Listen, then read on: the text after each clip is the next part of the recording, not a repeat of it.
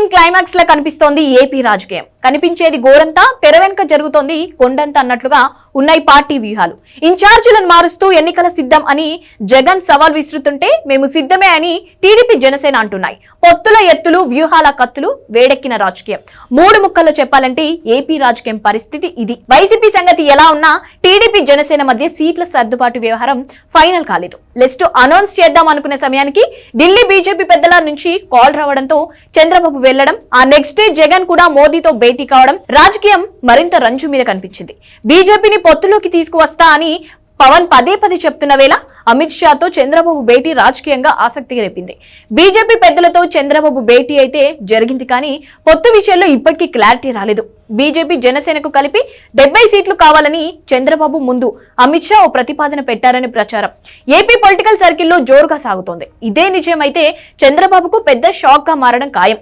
ఒక రకంగా బీజేపీ చేతుల్లో సైకిల్ పార్టీ ఇరుక్కున్నట్టే అవుతుందనే టాక్ వినిపిస్తోంది. సీట్ల పంపకాల విషయంలో 4:1 ఫార్ములాను చంద్రబాబు ముందు అమిత్ షా పెట్టారని తెలుస్తోంది.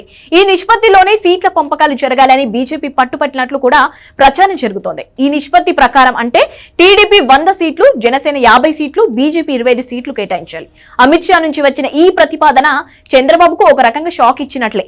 జనసేనకి 25 నుంచి 28 సీట్లు మాత్రమే ఇచ్చేందుకు టీడీపీ సిద్ధంగా ఉంది. ఇలాంటి సమయంలో షా పెట్టిన ప్రతిపాదనతో చంద్రబాబు ఇరుకున పడినట్లు అర్థమైంది. ఈ ప్రతిపాదన అంగీకరిస్తే సొంత పార్టీలో అసంతృప్తి వ్యక్తమయ్యే ఛాన్స్ ఉంది. అంగీకరించకపోతే బీజేపీ పెద్దలతో దూరం పెరుగుతుంది. దీంతో టీడీపీ ఏం చేస్తుందని వైసీపీతో సహా ఏపీ జనాలంతా ఆసక్తిగా ఎదురుచూస్తున్నారు.